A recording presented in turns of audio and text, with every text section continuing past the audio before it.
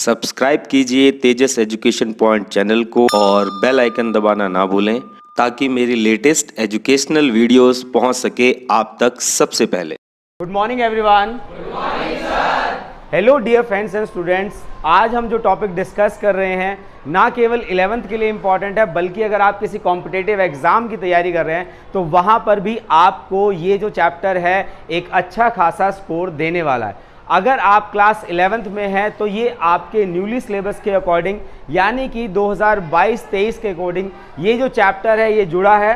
इससे पहले के सेशन की बात करें तो तब इस चैप्टर को निकाल दिया गया था। तो चलिए without wasting any more time शुरू करते हैं हम अपनी आज की क्लास मेरे यानी लेक्चरर उदय कुमार के साथ।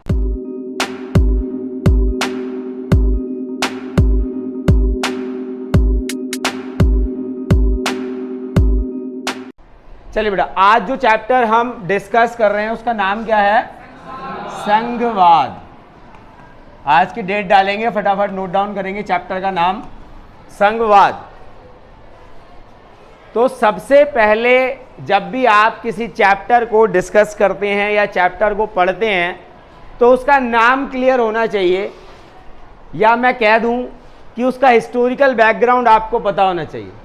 अगर आपको नाम क्लियर है तो आप चैप्टर को बहुत जल्दी, बहुत आसानी से और बहुत बेहतरीन तरीके से समझ पाएंगे। अगर नाम ही क्लियर नहीं है तो क्या होगा? दिक्कत रहेगी। ये बिल्कुल वैसा है जैसे आपको रेड फोर्ट जाना है, आपको लाल किला जाना है और आपको ये नहीं पता कि उसको कहते क्या है। बोले वहाँ जाना है जो लाल रंग का है, लाल पत्थर से बना हुआ है। तो लाल पत्थर से तो बहुत कुछ बना हुआ है। अच्छा, वहाँ जाना है जहाँ पे झंडा फहराते हैं, तो यहाँ पर क्या होगी? आपको दिक्कत होगी। अगर आपको आपका पाथ क्लियर है तो आप अपनी डेस्टिनेशन पर जल्दी से जल्दी पहुँच सकते हैं। ठीक उसी प्रकार से अगर आपको अपने चैप्टर का नाम क्लियर है तो आप क्या है, बहुत जल्दी उसे इफेक्टिवली समझ पाएंगे। क्लियर है बेटा? थोड़ा सा हिस्टोरिकल बैकग्राउंड से शुरू करेंगे और उसके बाद चैप्टर को डिटेल में समझेंगे। क्लियर है बेटा? यहाँ पर हम शुरुआत करते हैं भारत की आज़ादी से। किससे करते हैं? भारत की आज़ादी से। तो as we already know, Bharat जो है वो 1947 में आज़ाद हो जाता है। अब भारत तो आज़ाद हो गया, अब इसके बाद क्या लिखा गया? भारत का संविधान। क्या लिखा गया? भारत का संविधान। सभी लोग गलती करते हैं, संविधान नहीं होता है, संविधान होता है। ऊपर की बिंदी को भूल जाते हैं। तो भारत का क्या लिखा गया? संविधान।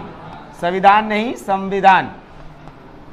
अब ये जो संविधान लिखा गया ये कब बनकर तैयार हो गया? 26 नवंबर 1949 को बनकर तैयार हो जाता है और लागू होता है 26 जनवरी 1950 को। ये जो हमारा संविधान है ये लागू हो जाता है। क्लियर है बेटा यहाँ तक? अब जब हमारा देश आज़ाद हो गया, इसका संविधान लिखा गया, तो इसका जो पहला अनुच्छेद है, ध्यान रखेंगे, संविधान का पहला अनुच्छेद लिख लेंगे इसे। पहला अनुच्छेद जो है उसमें क्या कहा गया? अनुच्छेद नंबर 1, पहला अनुच्छेद, उसमें क्या कहा गया? भारत राज्यों का संघ है। क्या कहा गया?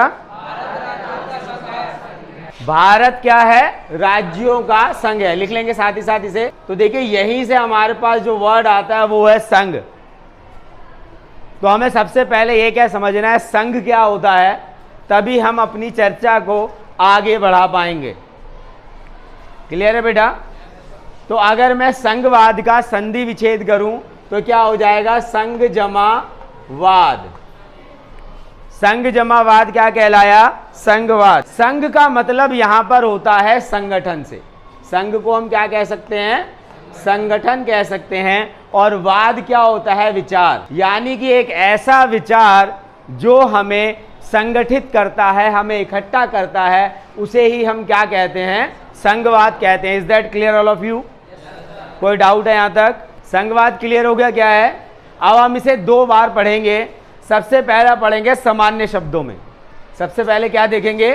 सामान्य शब्दों में संघवाद क्या होता है। ठीक है? उसके बाद हम पढ़ेंगे विशिष्ट शब्दों में संघवाद जो है वो क्या कहा जाता है। क्लियर है? पहला लिखेंगे सामान्य शब्दों में हम क्या कह सकते हैं? संघवाद क्या है? संगठित रहने का विचार। संगठित रहने का विचार जो है उसे ही हम क्या कह सकते हैं, संघवाद। अगर हम इकट्ठा होकर रहना चाहते हैं, संगठित रहना चाहते हैं, तो वो क्या कहलाता है, संघवाद कहलाता है। Is that clear all of you? इसमें आगे लिखेंगे 2 या 2 से अधिक राज्यों का एक साथ संगठित रहना ही संघवाद कहलाता है। अगला पॉइंट क्या लिखेंगे, सामान्य शब्दों में 2 या 2 से अधिक राज्यों का एक साथ रहना या संगठित रहना ही संघवाद कहलाता है। ये तो हो गया सामान्य शब्दों में, इन जनरल। जब भी 2 से अधिक राज्य एक साथ रहते हैं तो उसे ही हम क्या कहते हैं बच्चों, संघवाद कहते हैं। उसे ही क्या कहते हैं, संघवाद। यहां तक कोई डाउट? अब देखिए, भारत के पहले आर्टिकल में, पहले अनुच्छेद में ही ये बात क्लियर कर दी गई कि भारत क्या है, राज्यों का संघ है। राज्यों का संघ है मतलब काफी सारे राज्यों से मिलकर बना है। वर्तमान की बात करें तो वर्तमान में भारत में अगर मैं कहूं कितने राज्य हैं, 28 राज्य हैं और 8 यूटी है, यानी कि केंद्र शासित प्रदेश जो हैं उनकी संख्या कितनी है, 8। चलिए एक बार जो नए जुड़े हुए केंद्र शासित प्रदेश हैं उनको एक बार देख लेते हैं ताकि आप इसको और बेहतरीन तरीके से समझ पाएं। क्लियर है?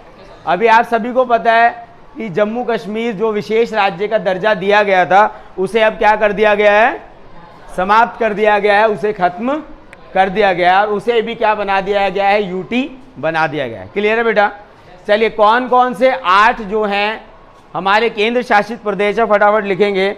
सबसे पहला लद्दाख, दूसरे नंबर पर क्या है, जम्मू और कश्मीर, तीसरे नंबर पर है पांडुचेरी, चौथे नंबर पर है लक्षद्वीप, पांचवें नंबर पर है दिल्ली, छठे नंबर पर है चंडीगढ़, सातवें नंबर पर क्या है, दादर एवं नगर हवेली और दमन और द्वीप। दमन और द्वीप जो है ये 7वें नंबर पर है और 8वें नंबर पर है अंडमान और निकोबार आइसलैंड। तो होप अब आपको ये 8 के 8 जो यूनियन टेरिटरी है वो अच्छे से समझ आ गई होगी। तो ये तो क्या हो गया, सामान्य शब्दों में हमें पता लग गया कि संघवाद किसे कहा गया है। अब बात करते हैं विशेष अर्थों में।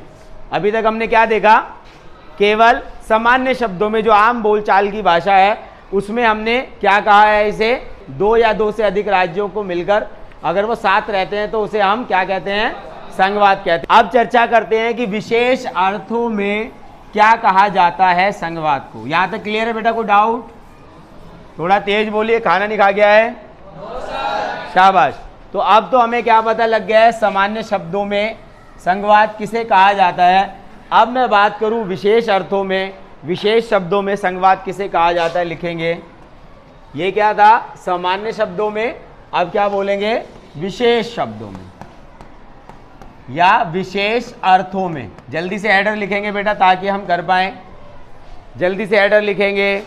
देखिए विशेष अर्थों की बात करूं तो यहां पर हम क्या कह सकते हैं, एक संस्थागत प्रणाली जिसमें 2 स्तर की सरकारें, कितने स्तर की, 2 स्तर की सरकारें होती है। अब इसमें 2 स्तर कौन कौन से बेटा, पहला स्तर क्या है आपका, केंद्रीय सरकार, पहला क्या है, केंद्रीय सरकार, और दूसरा है शाबाश राज्य सरकार।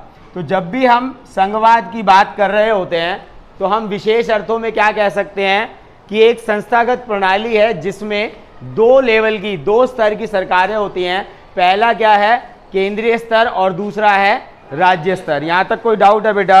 तो आपकी बुक में कई बार क्या होता है, राज्य स्तर की जगह क्या लिखा होगा, प्रांतीय। क्या लिखा होगा, प्रांतीय स्तर। तो उसका मतलब भी एक ही है, राज्य लिखा हुआ है या लिखा हुआ है प्रांतीय, तो इन दोनों का मतलब क्या है, एक ही है, अलग अलग नहीं है। यहां तक कोई डाउट? चलें आगे। चलिए जल्दी से नोट कर लेंगे, जो बच्चे ऑनलाइन है स्क्रीनशॉट ले लेंगे। हो गया बेटा? मिटा दें? अरे लिख लिया सभी ने? चलिए शाबाश। अब देखिए, अब इसके बाद जो है हम इसका थोड़ा सा हिस्टोरिकल बैकग्राउंड जो है उसको चेकआउट करेंगे, उसके बाद चैप्टर की तरफ चलेंगे ताकि आप इसे और बेहतर तरीके से समझ पाएँ। देखिए, अब जब भी हम किसी टॉपिक को पढ़ते हैं तो हमें सबसे पहले ये पता होना चाहिए कि उसका हिस्टोरिकल बैकग्राउंड क्या है, वो कहाँ से आई। फॉर एग्जाम्पल, जैसे कोरोना की बात कर रहे हैं तो कोरोना कहाँ से आया, सबसे पहला क्वेश्चन ये होना चाहिए ना कि कोरोना कहाँ फैल गया, ये तो सबको पता है, लेकिन आया कहाँ से, क्या मानव निर्मित था या फिर कोई जैविक हथियार के रूप में इसे इस्तेमाल किया गया। तो इसी तरीके से जब हम संघवाद की बात करते हैं तो हमें ये पता होना चाहिए कि संघवाद आया कहाँ से। ठीक है, तो संघवाद कहाँ से आया, इसके पापा कौन थे, यूएसए थे इसके पापा। ठीक है, अब यूएसए में इसकी ज़रूरत क्यों पड़ी, तो यहाँ पर आपको दो चीज़ों में डिफरेंस समझना है। एक होता है परिसंघ और दूसरा होता है संघ। इन दोनों में बड़ा अंतर है। संघ की बात करूँ तो भारत में है और परिसंघ की बात करूँ तो कहाँ पर है, यूएसए में। अभी देखिए, थोड़े टाइम पहले ही आपके सुनने में आया होगा एक नया तरीके का रिलेशन है जो बिल्डअप हुआ है, जिसे हमने नाम दिया लिविंग रिलेशन। क्या नाम दिया, लिविंग रिलेशन। इसमें क्या होता है कि लड़का लड़की एक साथ रहते हैं, वो सब काम करते हैं जो एक पति पत्नी कर सकते हैं, लेकिन वो शादी नहीं करते। तो ये तो कैसा जीवन हो गया, कुत्ते बिल्ली वाला जीवन हो गया। जैसे जानवर जीते हैं, वो शादी नहीं करते हैं, बच्चे पैदा करते हैं, अपनी पॉपुलेशन को बढ़ाते हैं। लेकिन अगर मैं भारतीय संस्कृति की बात करूं तो भारतीय संस्कृति में क्या है, शादी। इसका क्या नाम दिया गया है, शादी। और शादी क्या है, जन्म जन्मांतर तक जुड़ गए आप। हिंदू धर्मशास्त्रों में कहा गया है कि अगर आपने 7 फेरे ले लिए तो 7 जन्मों तक आप क्या हो गए, जुड़ गए, अब अलग नहीं हो सकते। ठीक है, बात समझ में आ रही है। एक तरफ क्या है, लिविंग रिलेशन, जिसमें जब जिसका मन करे जुड़ जाए, मन भर गया उसे छोड़ दो। और दूसरी तरफ क्या है, भारतीय शादी है, एक बार जुड़ गए तो फिर 7 जन्मों के लिए आप जुड़ गए। तो यहाँ पर परिसंघ को आप लिविंग रिलेशन मान सकते हैं। अमेरिका ने क्या किया, 50 राज्यों ने मिलकर एक देश बना दिया। 50 राज्यों ने मिलकर क्या बना दिया, एक देश बना दिया। अब यहाँ पर इंटरनेशनल ऑर्डर में जब हम यूज़ करते हैं किसी कंट्री के लिए तो हम यहाँ पर स्टेट वर्ड यूज़ करते हैं, इसलिए मैं यहाँ पर राज्य वर्ड यूज़ कर रहा हूँ। जैसे क्या होता है, USA, United states of America. तो इसने क्या कहा कि आओ भाइयों, हम मिलते हैं और अपना विकास करते हैं। तो लगभग 50 लोगों ने, यानी कि 50 देशों ने मिलकर यूएसए को बनाया, यूनाइटेड स्टेट्स ऑफ अमेरिका को बनाया। लेकिन इसमें शर्त ये रखी गई कि भैया जब मेरा मन करेगा मैं यहाँ से निकल जाऊँगा। बात समझ में आई कि जब मेरा मन करेगा मैं यहाँ से निकल जाऊँगा। तो ये क्या हो गया, लिविंग रिलेशन हो गया। बात समझ में आई। तो ये परिसंघ के रूप में शुरुआत हुई। और अगर भारत की बात करूं तो भारत ने क्या किया कि भैया एक बार अगर आप जुड़ गए तो फिर यहाँ से अलग नहीं हो सकते। एग्जाम्पल क्लियर है। संघ और परिसंघ में अंतर बता पाएंगे? अगर क्वेश्चन आता है संघ और परिसंघ में अंतर स्पष्ट करें तो क्या आप बताने की स्थिति में है? चलिए शाबाश। अब देखिए यहाँ पर हमें क्या देखना है कि जब भारत आज़ाद हुआ, देखो भारत फिर आज़ाद कर देते हैं, 1947 में आज़ाद होता है, तो भारत के सामने बहुत सारी चुनौतियाँ थी। ठीक है, जिनमें सबसे बड़ी चुनौती क्या थी? 565 देसी रियासतों को मिलाना। तो 2 जून 1947 को माउंटबेटन ने एक योजना बनाई कि जो भी भारत में शामिल होना चाहता है वो भारत में शामिल हो सकता है, और जो भारत से अलग स्वतंत्र रहना चाहता है वो स्वतंत्र रह सकता है। क्लियर है बेटा? मतलब इट्स अप टू यू, ये रजवाड़ों पर छोड़ दिया गया कि भाई आप भारत में शामिल होना चाहते हैं तो हो जाइए, और अगर नहीं होना चाहते तो आप स्वतंत्र भी रह सकते हैं। जैसे पाकिस्तान ने डिसीजन लिया कि वो अलग राष्ट्र बनेगा। बात समझ में आ गई? तो ऐसे 565 देसी रियासतों को मिलाकर किस में मिलाया गया? भारत संघ में मिलाया गया, और एक अखंड भारत का निर्माण किया गया, जिसे हम किस नाम से जानते हैं? जिसे हम किस नाम से जानते हैं? आज़ाद भारत। क्लियर है बेटा? संघ का मतलब समझ आ गया क्यों पहले आर्टिकल में ही कहा गया कि भारत राज्यों का संघ है, क्योंकि 565 देशी रियासतों को मिलाकर क्या बनाया गया, एक भारत बनाया गया जिसे हम अखंड भारत कहते हैं। क्लियर है परिसंघ और संघ में अंतर? तो परिसंघ में क्या है, अपनी मर्जी, क्या है, अपनी मर्जी है, जब आओ जब जाओ, कि भाई आपकी अपनी मर्जी है, आना है आओ, जाना है जाओ। लेकिन लगभग 18 से 20 वर्षों के बाद ये भी क्या बन गया, परिसंघ से संघ बन गया। अब आप इससे अलग नहीं हो सकते। बात समझ में आ गई? और भारत में क्या है, एक बार आ गए तो आ गए। वो बचपन में कहानी सुनी थी, पोसम पा भाई पोसम पा, लाल किले में 2 रुपए की घड़ी चुराई, अब तो जेल में जाना पड़ेगा, जेल की रोटी। तो अब अगर भारत में शामिल हो गए तो अब भारत का संविधान आपके ऊपर लागू होता है और भारत की जो सर्वोच्चता है वो आपके ऊपर लागू होती है। क्लियर है बेटा? यहाँ तक कोई डाउट? संघ में क्या है, एक बार शामिल हो गए, लिख लेंगे, एक बार शामिल हो गए तो अलग नहीं हो सकते, तो अलग नहीं हो सकते। Is that clear all of you? परिसंघ में क्या है, इट्स अप टू यू, आपकी मर्जी है, आप जब मर्जी चाहें उसमें शामिल हो और जब मर्जी चाहें उससे निकल जाएं। लेकिन संघ में क्या है कि एक बार शामिल हो गए तो अब बाहर नहीं जा सकते। यहाँ तक कोई डाउट? मिटा दूं?